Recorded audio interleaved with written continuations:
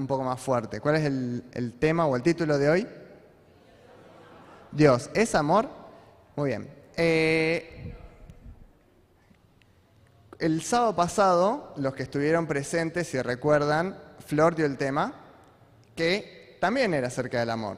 ¿Alguno se acuerda el título? No, está bien, lo sospechaba. No solemos acordarnos mucho de los títulos de los temas. Pero bueno, era ¿cuánto sabes del amor? Porque hicimos un repaso, cualquiera que estuvo presente seguro lo recordó, acerca de las características del amor y poder entender y comprenderlo un poco más. Y hoy algunas cosas capaz no las voy a explicar tanto porque ya las explicó Flor el sábado pasado. Voy a explicar algunas cositas un poco más rápido quizás, pero si queda alguna duda pueden repasarlo después en YouTube y volver a verlo. Pero bueno, entonces, Dios es amor. Obviamente todos, o me imagino que todos, pero capaz no todos, la gran mayoría de los que estamos acá, a esa pregunta va a contestar sí, claro que sí. Es lo que todos diríamos, por lo menos estamos acá porque creemos que Dios es amor. Es más, es lo que tenemos ahí escrito en el, no sé si lo vieron, pueden darse vuelta, en la parte del segundo piso. Dios es amor. Pero puede ser, y es algo que la mayoría de la gente que no está en esta iglesia no crea lo mismo. Puede ser que muchos de los que no están acá justamente creen lo contrario, que Dios no es amor, si es que Dios existe para mucha gente. Entonces, para poder realmente contestar a la pregunta si Dios es amor, porque hay gente que dice, no, Dios no puede ser amor por esto y esto y esto que pasa en la Biblia. Claramente hay algo que no es coherente, o esto que pasa en el mundo. Y bueno, vamos a buscar entonces un poco la definición de amor. Cierto, yo tengo el cosito. Entonces, podemos ver que para poder definir si Dios es amor, vamos a ver qué es el amor y cómo se manifiesta.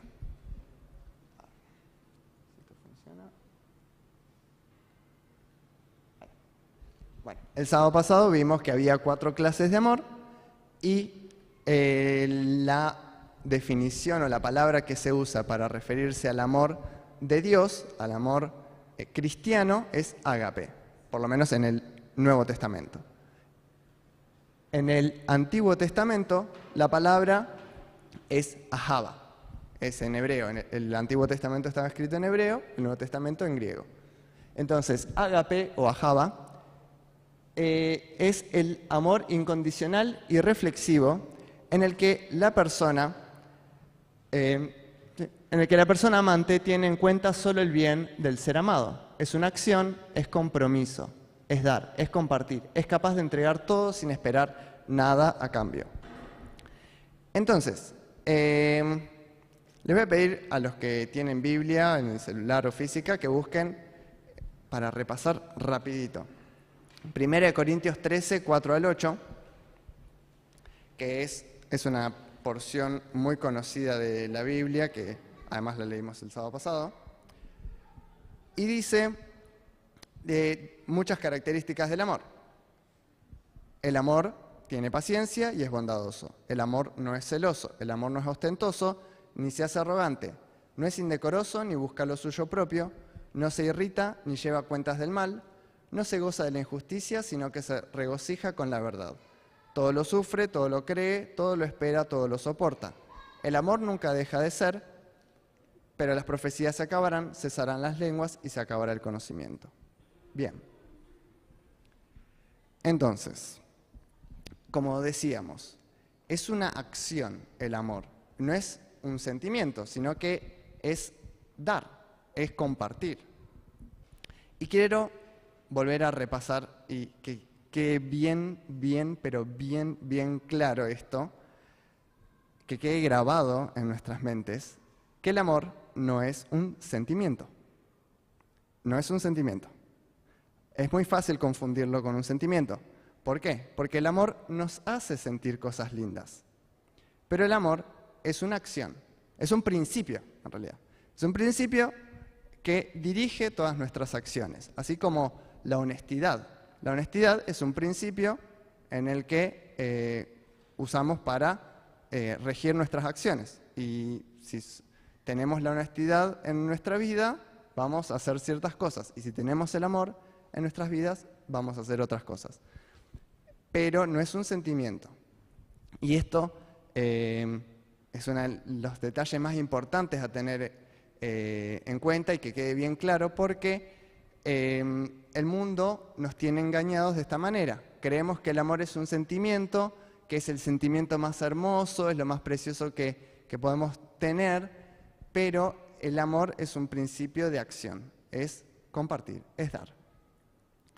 Y entonces, si el amor fuera un sentimiento, ¿cómo podría ser eterno? Sabemos que los sentimientos duran un momento y después se van porque de repente nos golpeamos el dedo gordo contra la pata de una mesa y nos da bronca o dolor y en ese momento no sentimos nada positivo. Y sin embargo el amor es para siempre.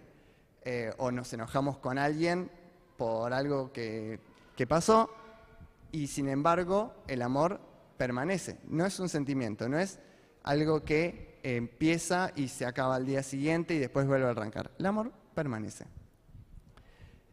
Si el amor fuera un sentimiento, ¿cómo podríamos hacer caso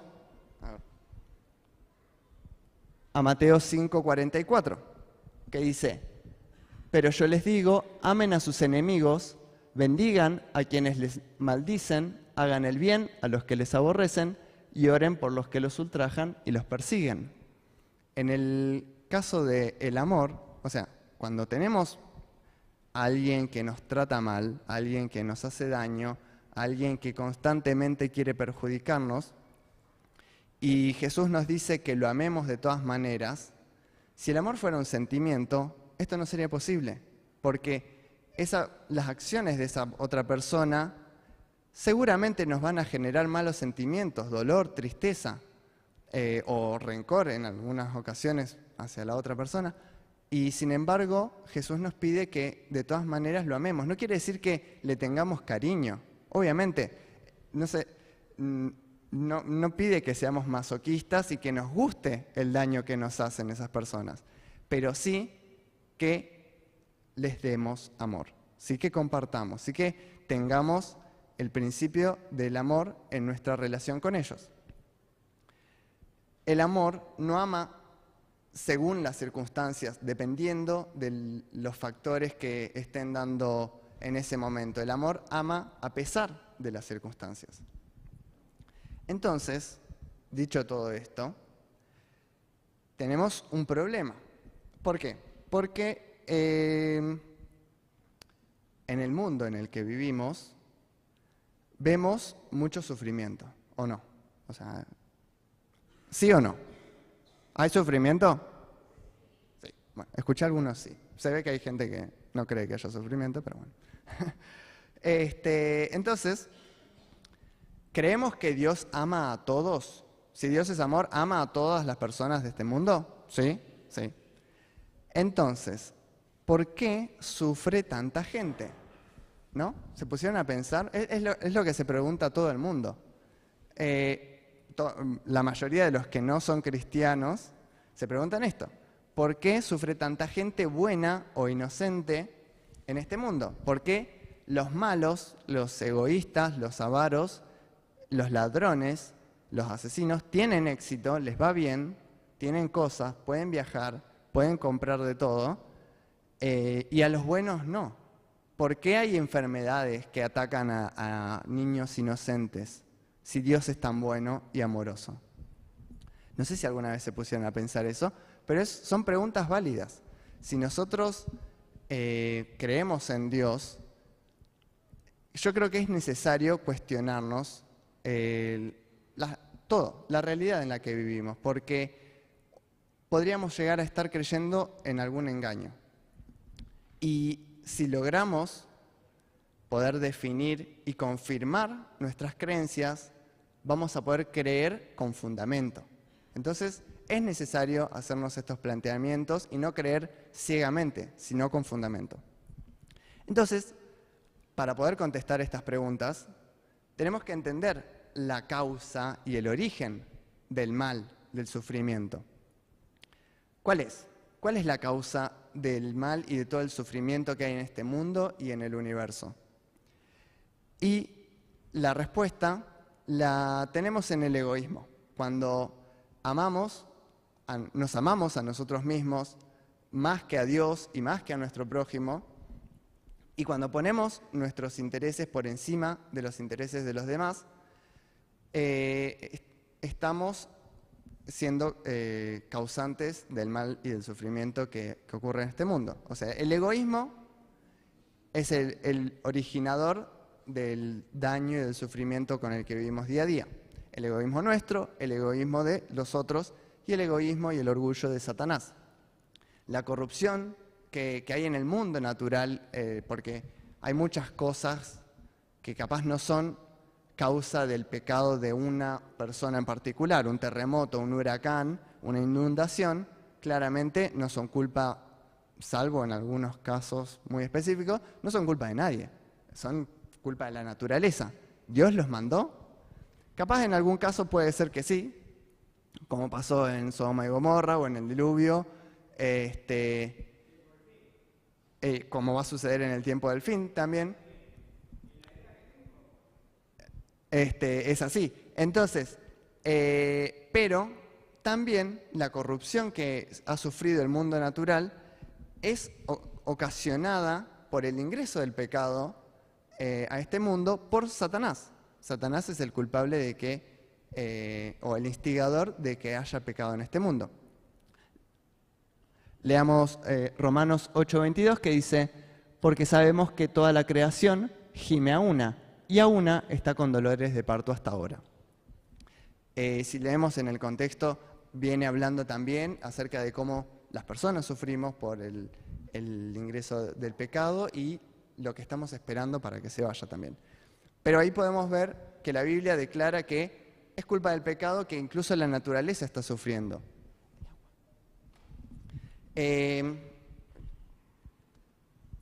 Y también voy a leer una cita de Elena de White que dice, la continua transgresión del hombre durante 6.000 años ha producido enfermedad, dolor y muerte. Y a medida que nos acercamos al fin, la tentación de complacer el apetito será más poderosa y más difícil de vencer. Ahí vemos que, bueno, muchas de las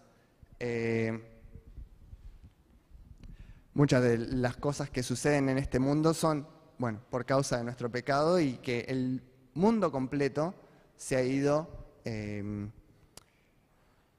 tergiversando y corrompiendo y dañando por culpa de estos 6.000 años de pecado que han afectado no solo al mundo, sino a nuestra genética. Y la mayoría de las enfermedades que tenemos los seres humanos son por 3 razones principales. Porque tratamos mal a nuestro cuerpo, lo descuidamos, descuidamos los consejos que Dios nos dio para tratarlo bien. Otras enfermedades son por la avaricia, el descuido y la apatía de gente poderosa que contamina el aire que respiramos, el agua que tomamos, la tierra que vivimos y los alimentos que comemos. Y otras enfermedades son, por esto que decía antes, de que nuestras células arrastran 6.000 años de daños, de descuidos y de imperfecciones desde el Edén hasta acá, y ya no son tan perfectas como eran las células de Adán. Entonces, entre estos 3 factores, cubrimos las enfermedades y el sufrimiento de un montón de gente. También tenemos sufrimiento por causa de guerras, de conflictos, que ocurren porque también hay gente poderosa que quiere ser dueña de más tierras y ganar más plata, o tenemos peleas con nuestros vecinos o con nuestros parientes, porque capaz no soy capaz de dejar pasar una ofensa. Leamos ahí lo que dice. Pero yo les digo, no resistan al que es malo, antes a cualquiera que te hiera en la mejilla derecha, ofrécele también la otra. podemos ver un ejemplo de cuál tiene que ser nuestra actitud ante el pecado de otro, ante el orgullo o los ataques que puedan tener hacia nosotros otras personas. Entonces, acá vemos una multitud de causas del sufrimiento que Dios no tiene la culpa. O sea, son culpa nuestra, básicamente. Culpa de que el ser humano se ha alejado tanto de Dios que causa el sufrimiento hacia sus pares, hacia sus semejantes o hacia sí mismo. Muchos de los pecados, lamentablemente, son por culpa nuestra. Mucho del sufrimiento, es por culpa nuestra. Dios solo puede actuar si nosotros se lo permitimos. Dios, sabemos que es todopoderoso, pero tiene una limitación importante y es que no puede forzar nuestra voluntad. No puede irrumpir en nuestra mente y dominar nuestra voluntad. Y entonces, Satanás, ¿qué papel juega en todo esto? O sea, vimos que un montón de pecados son por causa nuestra, de nuestras acciones, de nuestros pensamientos. Espérenme un momento.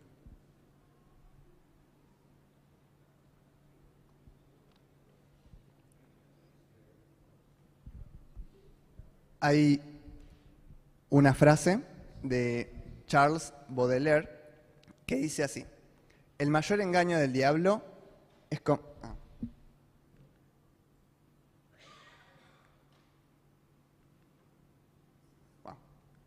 Puede ser que no lo haya puesto. El mayor engaño del diablo es convencer al mundo de que no existe. Y en el mundo en el que vivimos existe esta creencia, básicamente. La mayoría de la gente está convencida de que Satanás no existe o es algo de fantasía o simplemente no tiene ningún poder. Y a veces nosotros ignoramos el papel y el rol que tiene Satanás en nuestro día a día. Es muy fácil vernos afectados por la secularización en la que vivimos, el mundo tan a veces como científico y naturalista en el que estamos rodeados, de que ignoramos lo real y lo activo que es Satanás y sus ángeles demoníacos. Y esto quiero enfatizarlo también, Satanás es bien real y actúa de manera activa y constante para afectarnos a cada uno de nosotros. Tiene suficientes ángeles demoníacos para cada uno de nosotros, para poder estar influenciándonos y atacándonos a cada uno de nosotros. Y si no estamos alertas, vamos a caer. En toda la Biblia básicamente, nos pide que estemos alertas. Y justo en la lección de esta semana estuvimos viendo un poco acerca de la armadura del cristiano, ¿no? Y si no vestimos esa armadura, no vamos a poder resistir, no vamos a poder estar firmes para poder luchar contra el enemigo. Los Satanás y sus ángeles trabajan activamente en todo momento para influenciar nuestras mentes y nuestros pensamientos y para sembrar pensamientos y sentimientos negativos. Porque traten de abstraerse un poquito y recordar algún momento, piensen que cada vez que tenemos un sentimiento negativo, si por ejemplo, ya sea rencor, envidia, una bronca que nos da avaricia, lujuria o lo que sea, hacia nuestro prójimo, podemos estar seguros de que es Satanás el que está influenciándonos, ya sea por sutileza, por susurros al oído o a través de nuestro entorno por algo que vimos, algo que escuchamos. Si, por ejemplo, nuestra pareja se olvidó de lavar los platos, por dar un ejemplo, y a nosotros eso nos dio bronca, o si vemos que, no sé, un pariente o un amigo sube fotos de que está viajando por el mundo y de que la está pasando re bien, y eso nos da envidia, o si el sábado a la mañana, que este es un clásico, se irritan por un comentario que hizo su pareja o porque sus hijos están encaprichados o porque pisaron una baldosa floja y se mancharon la ropa y eso los molesta, ese sentimiento negativo, si lo acariciamos, si nos dejamos influenciar por eso, es Satanás el que está activamente trabajando para que nosotros nos alejemos del amor de Dios. Satanás está constantemente susurrándonos al oído para que nosotros tengamos sentimientos negativos y los alimentemos. Ahora sí. Como vemos en 1 Pedro 5:8, ahí nos aconseja y dice: sean sobrios y velen, porque su adversario, el diablo, como león rugiente, anda alrededor buscando a quien devorar. Y en esta cita de Elena de White dice así: por miles de años, Satanás ha estado experimentando con las propiedades de la mente humana y ha llegado a conocerla bien. Por sus sutiles operaciones en estos últimos días, está ligando la mente humana con la de él, imbuyéndola con sus pensamientos, y está haciendo esta obra en forma tan engañosa que los que aceptan su conducción no saben que él los dirige a su antojo. El gran engañador espera confundir tanto las mentes de los hombres y mujeres que solo oigan su voz. Quiero que recuerden que Satanás tiene 6.000 años de experiencia tratando con los seres humanos. Si ustedes creen que, o si ven en la tele o en internet a alguien que es un experto manipulando a la gente o que sabe cómo controlar a las masas y sabe cómo convencerte de lo que sea, si creen que esa persona es experta, Satanás es como 6.000 de esos más o menos. O sea, tiene el conocimiento de la mente humana que nosotros no vamos a poder adquirir en toda nuestra vida. Y nuestra única defensa ante eso es aferrarnos a Dios. Y no confiarnos en nuestro propio poder y fuerza, porque claramente estamos en desventaja.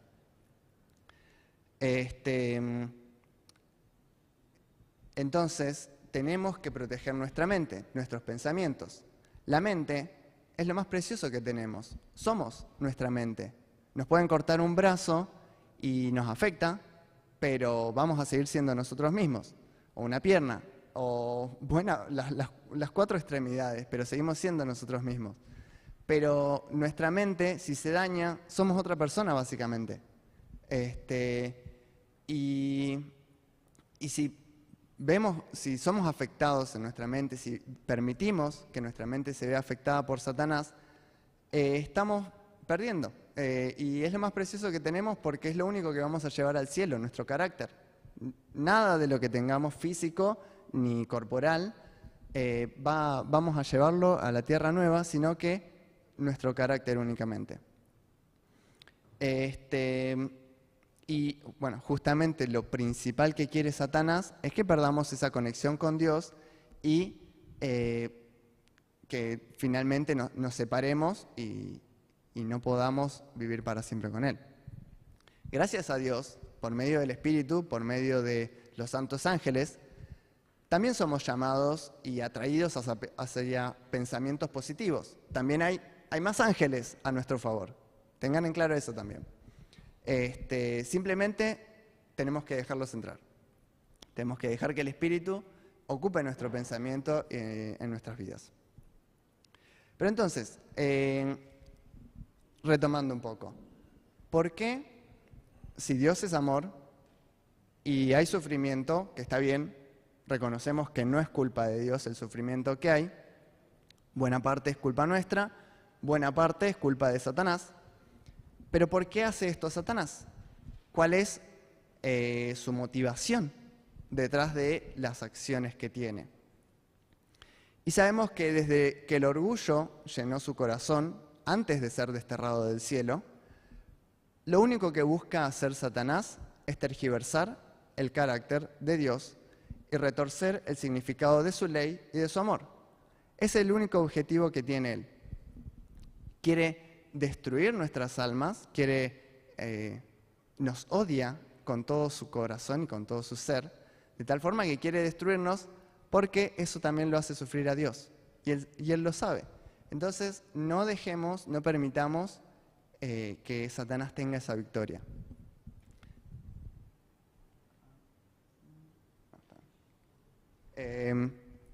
Entonces, como el objetivo de Satanás es tergiversar y confundir a todo el mundo respecto al carácter de Dios, es por eso que nace esta confusión que casi todo el mundo tiene de que el amor es un sentimiento, de que el amor es un sentimiento como la pasión o el cariño, pero bueno, nosotros creo que eso ya quedó claro que no es así.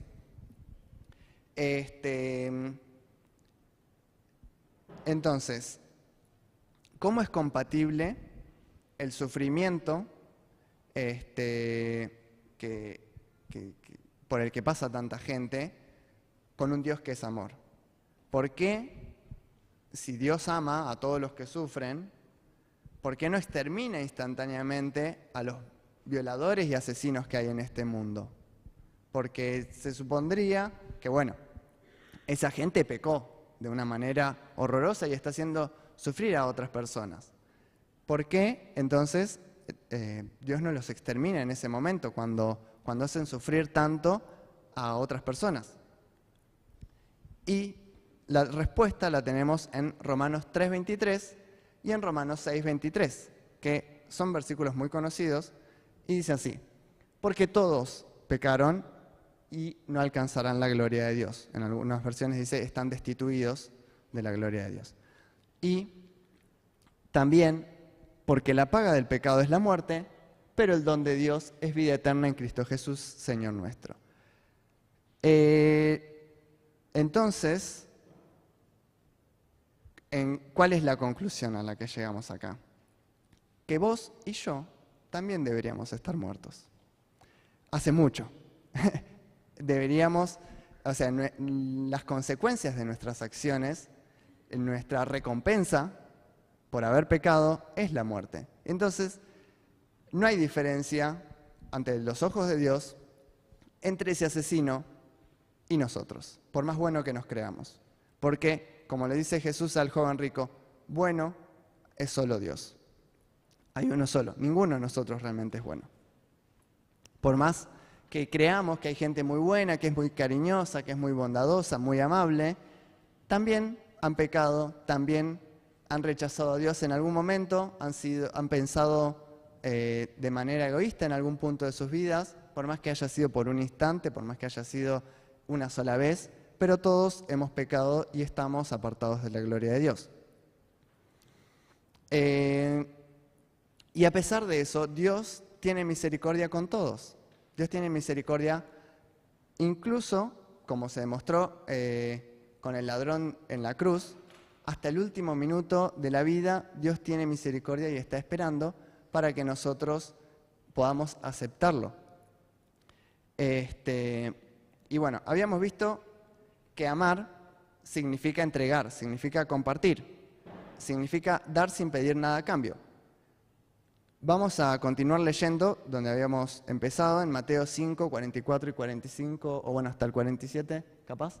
Dice, yo les digo, amen a sus enemigos y oren por los que los persiguen, de modo que sean hijos de su Padre que está en los cielos, porque Él hace salir su sol sobre malos y sobre buenos, y hace llover sobre justos e injustos.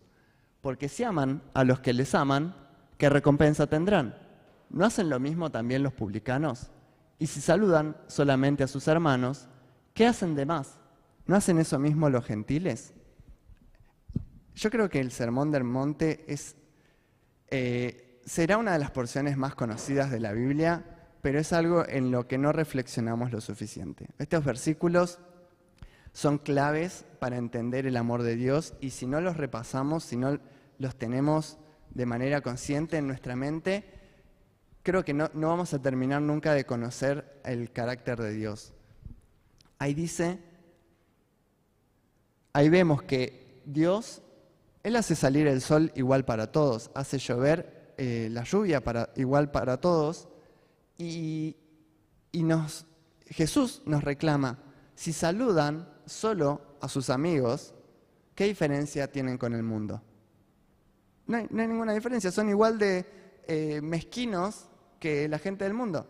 Si solo hacen el bien, si solo aman a los que también les aman, ¿no hace lo mismo todo el mundo? O sea, incluso los ladrones capaz que no se roban entre sí. Porque es la ley del mundo. Nosotros tenemos que ir un paso más allá.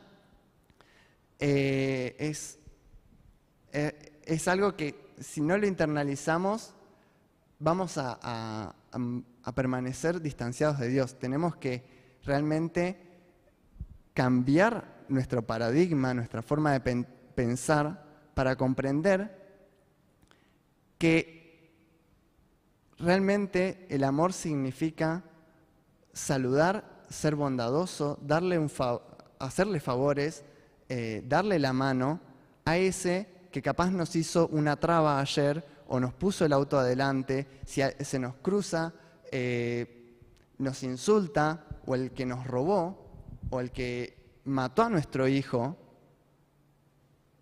De todas maneras, a esa persona también tenemos que hacerle el bien. Y una vez que podamos comprender esto y vivirlo, es que vamos a reconocer que estamos amando como Dios nos ama.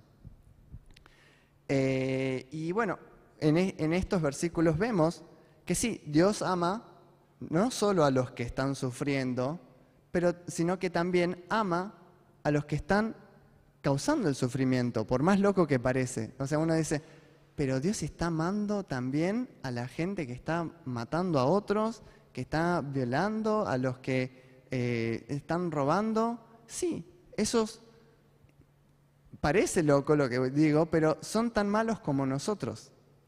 Solo necesitan, capaz, un momento, a último minuto, como pasó, repito, con el ladrón en la cruz, para que reconozcan sus errores y también puedan ser salvos como esperamos ser salvos nosotros.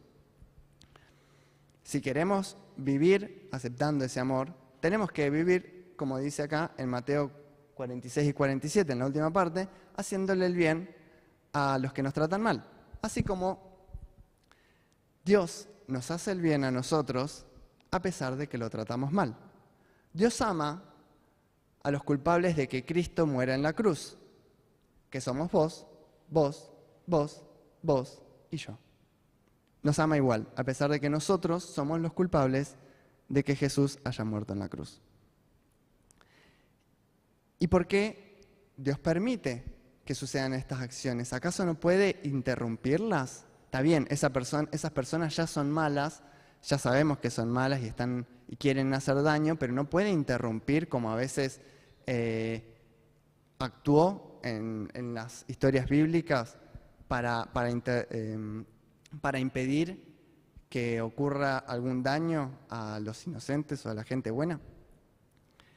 El problema, o bueno, el impedimento de Dios, que lo había mencionado hace un momento, es que nos ama a todos por igual y no puede restringir la libertad y el libre albedrío de nadie. Por más malvado que sea alguien, Dios no puede forzar y meter la mano. En ese aspecto, casi que se podría decir que nosotros, no me tomen como blasfemo ni nada por el estilo, pero en eso casi que somos más poderosos que Dios, porque nosotros a veces sí le forzamos la voluntad a otra persona, o sí interrumpimos las acciones de otro, o tratamos de sobreponernos y dominar a otra persona. Pero Dios nos ama tanto y respeta tanto la libertad y el libre albedrío que no puede hacerlo.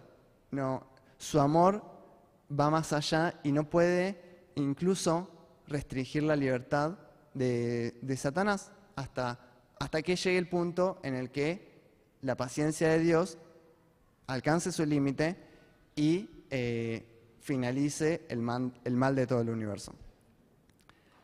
Porque amar también significa dar libertad. No es solo compartir comida o regalos o un favor, sino que también, y específicamente también, significa dar libertad. El amor es el don más grande que Dios nos puede haber dado, y la libertad es una consecuencia directa de ese amor. Amar también significa aceptar y darle vida, de todos modos, a alguien que te va a odiar, como a alguien que va a convertirse en tu mayor enemigo y que va a asesinar a tu propio hijo, como hizo Dios con Satanás. Dios ya sabía desde el principio que Satanás iba a hacer todo lo que hizo y decidió crearlo de todas maneras, porque así funciona su amor. Vamos a ver una cita que nos muestra un poco, nos abre un poco el panorama, y les recomiendo muchísimo que lean el primer capítulo de Patriarcas y Profetas, también capítulo 30 del Conflicto de los Siglos y el primer capítulo del Deseado de toda la gente, que son como porciones o pasajes que nos permiten vislumbrar el diseño cósmico, la historia, el conflicto, como se llama esa saga, el conflicto cósmico y universal que estamos viviendo, y vamos a poder entender un poco el universo en el que vivimos también. Les puede llegar a tomar 15 minutos como mucho leer cada uno de esos capítulos.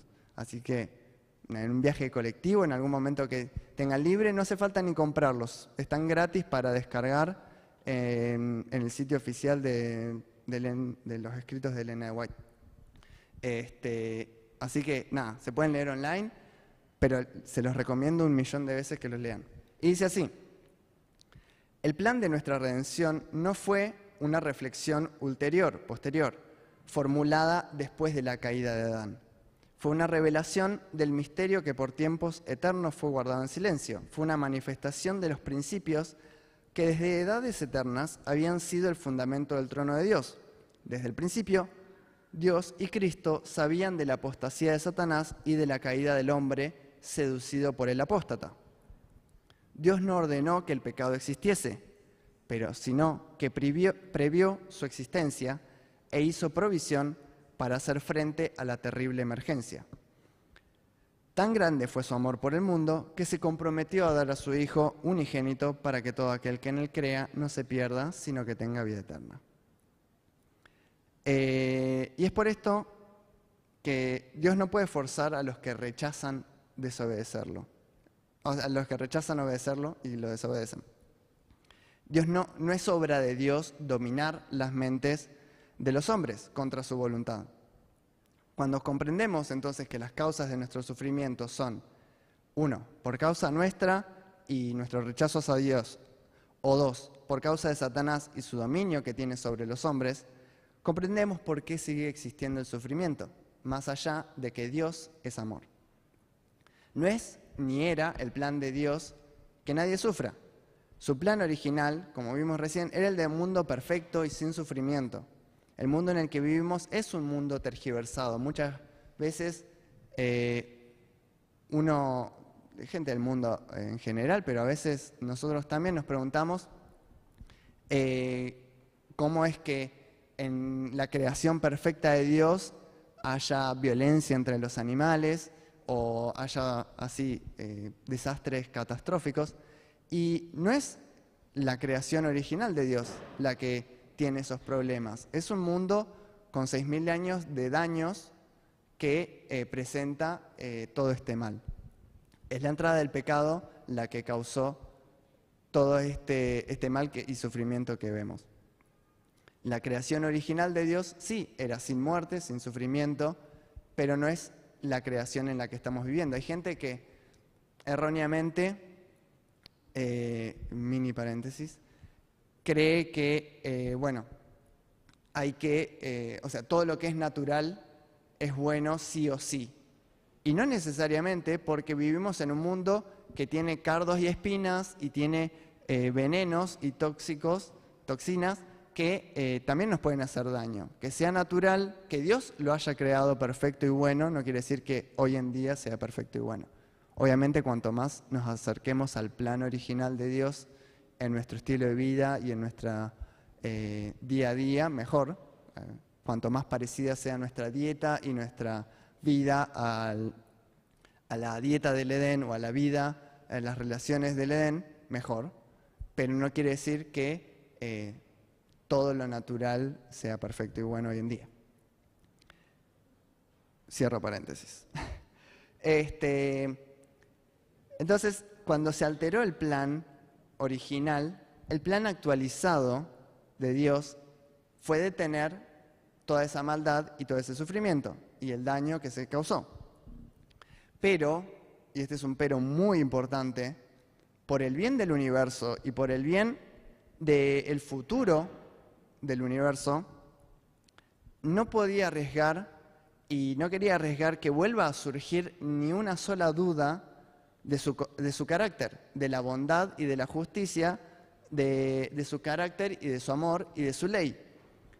Por eso tiene que completarse el plan de la salvación, lo cual, lamentablemente para nosotros hoy en día, significa tener que esperar.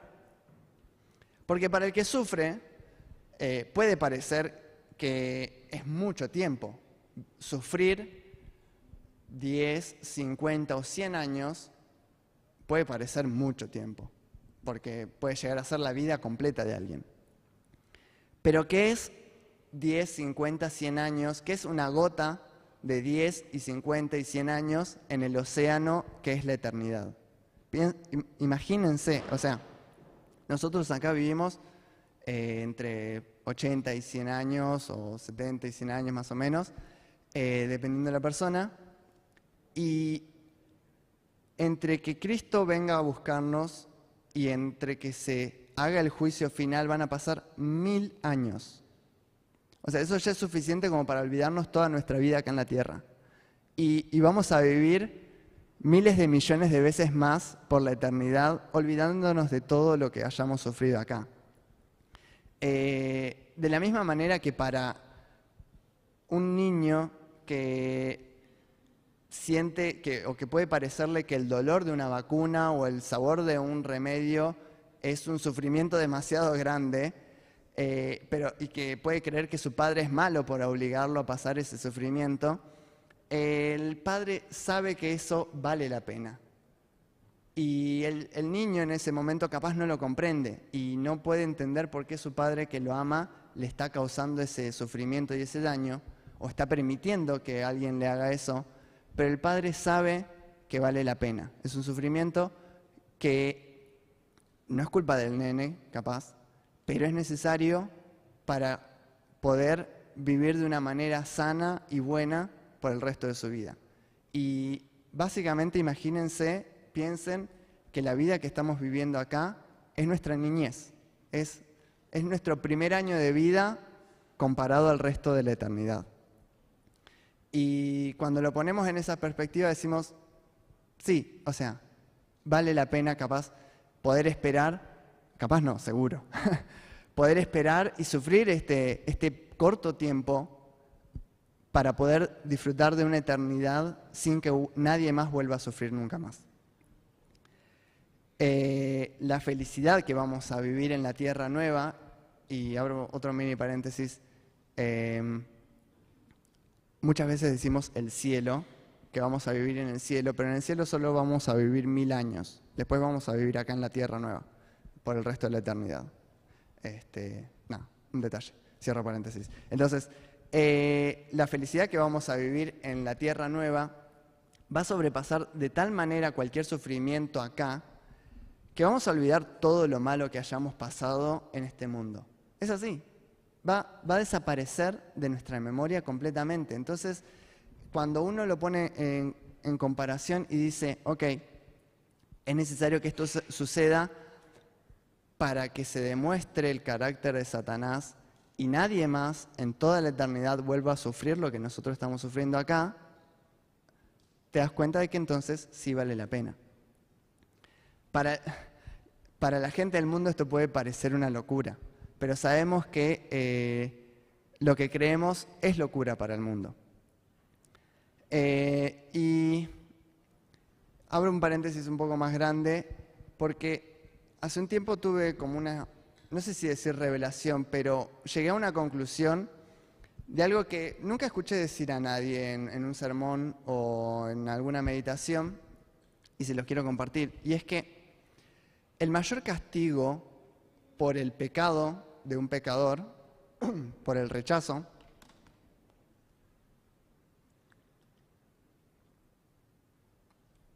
es para generar suspenso.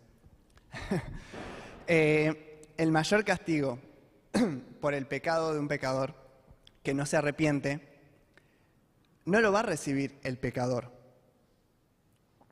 No. El castigo no va a ser cuando se consuma, o sea, esa persona va a recibir un castigo cuando se consuma, pero el mayor castigo va a ser recibido por Dios. ¿Por qué? Porque el pecador se va a consumir, no va a sufrir por la eternidad, o sea, nosotros creemos que se va a consumir, lo dice en Apocalipsis, y va a dejar de existir, y ya no va a saber nada, ni va a sufrir nada, ni va a sentir nada. Pero Dios va a recordarlo para siempre a ese pecador que Él ama. Dios va a recordarlo por toda la eternidad, y Él los ama, y su amor es eterno. Y el recuerdo de ellos y el rechazo de esos pecadores a Dios le va a doler para siempre. Y por eso ese es el mayor castigo o la peor consecuencia del pecado. Es ese dolor que para Dios va a quedar para siempre. Y nosotros nos vamos a olvidar de los pecados ocasionados y los pecadores van a morir, van a desaparecer y no van a sufrir nada, pero Dios va a seguir sintiendo ese dolor. Quería que pensemos un poco en eso, porque es algo que yo por lo menos nunca lo escuché decir y es algo que deberíamos reflexionar también un poco. Bueno, cierro paréntesis de esta reflexión y quiero que repasemos un poco, ya para ir cerrando más el tema, una parábola conocida que se encuentra en Mateo 13, 24 al 30. Dice así. Es conocida, es la parábola del trigo y la cizaña. Dice, les presentó otra parábola diciendo,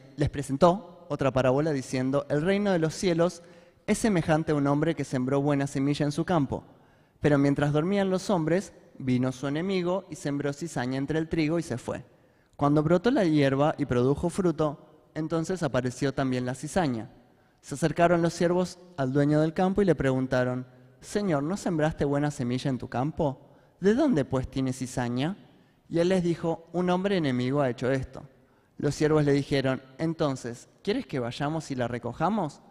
Pero él dijo, no sea que al recoger la cizaña, arranquen con ella el trigo. Dejen crecer a ambos hasta la siega. Cuando llegue el tiempo de la siega, yo diré a los segadores, recojan primero la cizaña y átenla en manojos para quemarla, pero reúnan el trigo en mi granero. Cuando Jesús menciona esta parábola, tiene más de una aplicación. La primera que pensamos es, bueno, hay gente que quizás es mala, quizás está actuando mal, quizás está pecando y causando dolor, pero puede ser que se arrepienta y entonces no es el tiempo de condenarlos, sino que pueden llegar a ser trigo y no cizaña, pero hay mucha cizaña en el medio que hay que esperar a que se diferencie para poder juntarla. Pero también se puede aplicar, en cierto sentido, a lo que era la situación con Satanás.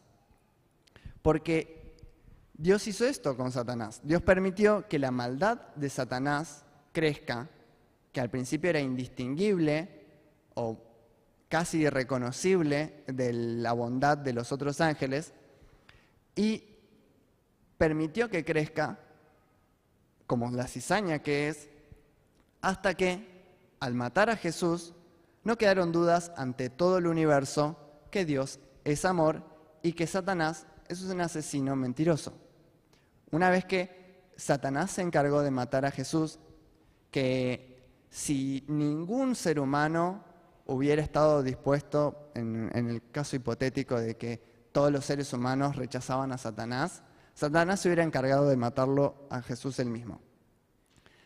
Pero como hubo mucha gente que le hizo caso, fueron seres humanos los que lo mataron. Y al haberse encargado de esto, ante todo el universo quedó demostrado el carácter de Satanás y de que Satanás es un mentiroso al acusarlo a Dios de que su ley no es de amor. Entonces, leo una cita de Elena White que dice así: aun cuando quedó resuelto que Satanás no podría permanecer más tiempo en el cielo, la sabiduría infinita no le destruyó, en vista de que solo un servicio de amor puede ser aceptable a Dios, o sea, Dios solo puede aceptar que nosotros le sirvamos por amor. La sumisión de sus criaturas debe proceder de una convicción de su justicia y benevolencia, no puede ser por temor. Los habitantes del cielo y de los demás mundos, no estando preparados para comprender la naturaleza ni las consecuencias del pecado, piensen que el pecado era algo nuevo, jamás había ocurrido hasta ese momento, no podrían haber reconocido la justicia y la misericordia de Dios en la destrucción de Satanás. De haber sido éste aniquilado inmediatamente, como a veces pensamos que debería suceder con todos los malvados, aquellos habrían servido a Dios por miedo más bien que por amor. La influencia del seductor no habría quedado destruida del todo, ni el espíritu de rebelión habría sido extirpado por completo. Si Dios hubiera aniquilado a Satanás en ese momento, podrían haber surgido dudas de su carácter y podría haber surgido otro Satanás posteriormente.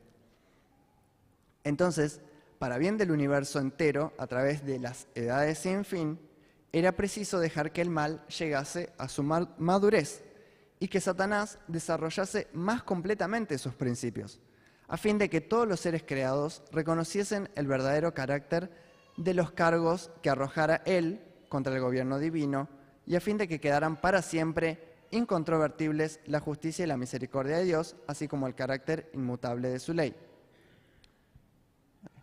Bien. Y cierro con una cita más. Y a medida que los años de la eternidad transcurran, traerán consigo revelaciones más ricas y aún más gloriosas respecto de Dios y de Cristo.